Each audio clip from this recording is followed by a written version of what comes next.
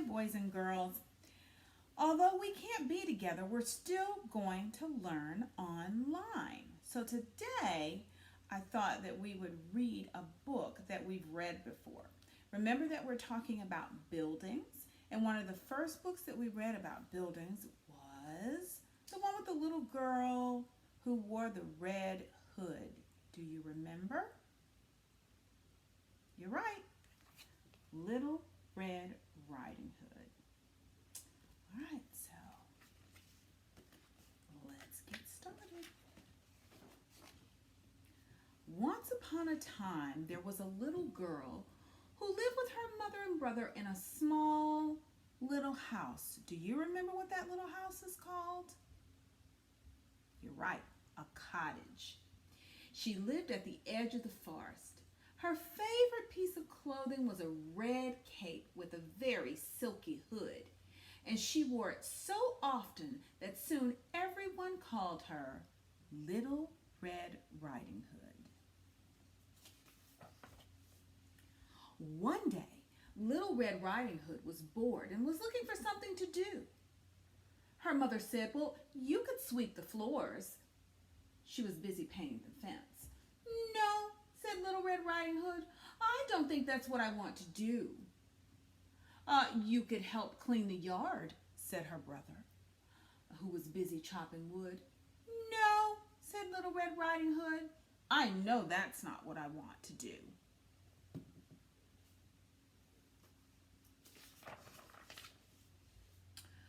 "Then I know," said her mother. "You can visit your grandmother. You're old enough to go by yourself, and you haven't seen her for weeks." "That's exactly what I want to do," said Little Red Riding Hood. "Grandmother lives on the other side of the woods. It will be an adventure." She's like, "Oh, this is going to be really exciting, an adventure." So Little Red Riding Hood's mother packed a basket full of treats for the girl to take to her grandmother. "Just remember," said her mother, "the woods can be very dangerous. So, when you leave, please go straight to Grandma's, and don't be late." There's a rule from her mother. Rules are meant to follow. "She won't listen," said her brother. "Yes, I will," said Little Red Riding Hood. "Of course she will," said her mother. "Oh, and dear, something else before you go. Only talk to those you know." There's the second rule. Rules are meant to be followed and to keep you safe. "She won't listen," said her brother. "Yes, I will," said Little Red Riding Hood. "Of course she will," said her mother. "Oh, one last thing, sweetheart. From the path you shouldn't stray, or you could get lost someday." Third rule. Rules are meant to be followed to keep you safe. "She won't listen," said her brother. "Yes, I will," said Little Red Riding Hood. "Of course she will," said her mother. "Goodbye, dear. Give your grandmother a big hug for me." "Yes, mother," said Little Red Riding Hood. Then she headed out the door, down the path, and into the forest. There was so much to see in the woods: a sleeping owl, a giant mushroom, an amazing spider web. Little Red Riding Hood remembered what her mother had said. When you leave, please go what? That's right, straight. Straight to Grandma's, and don't be late.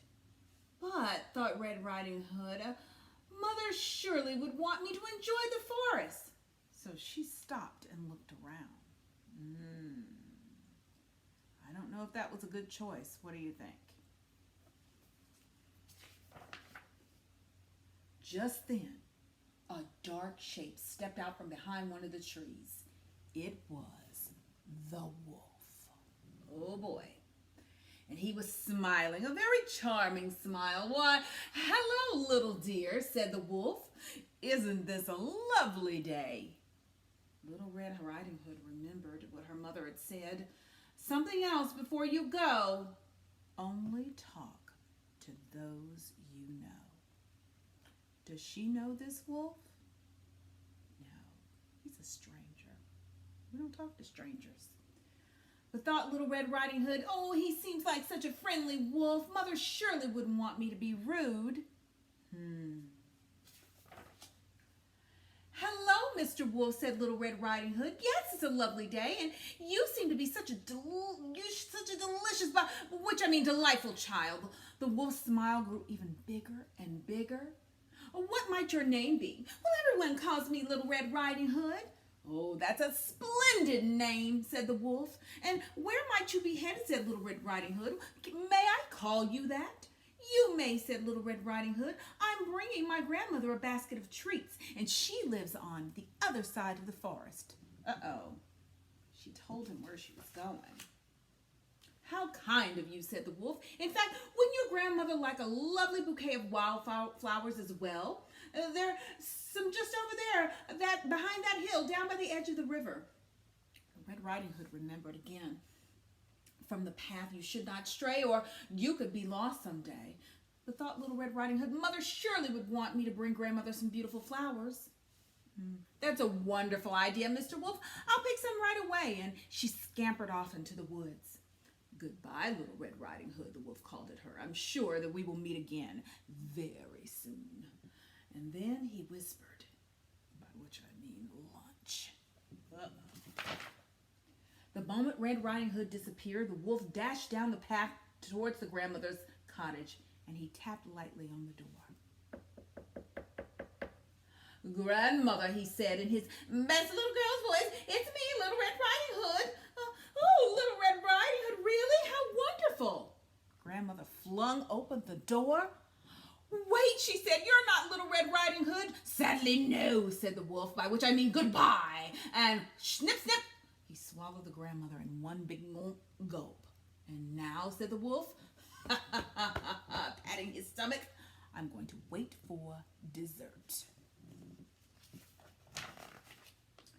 Sometime later, Little Red Riding Hood came out of the woods, and she was dirty and rumpled, and there were burrs in her hair, little stickers, and little pieces of twigs, and it was much harder for her to find the path again, and it was harder than I thought it would be.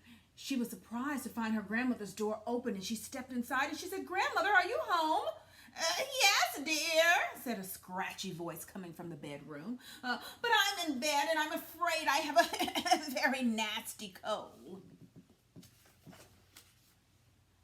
Red Riding Hood followed the voice into the bedroom, and then the curtains were closed. You know what? We're going to stop right there, and we're going to pick this up at Read Aloud.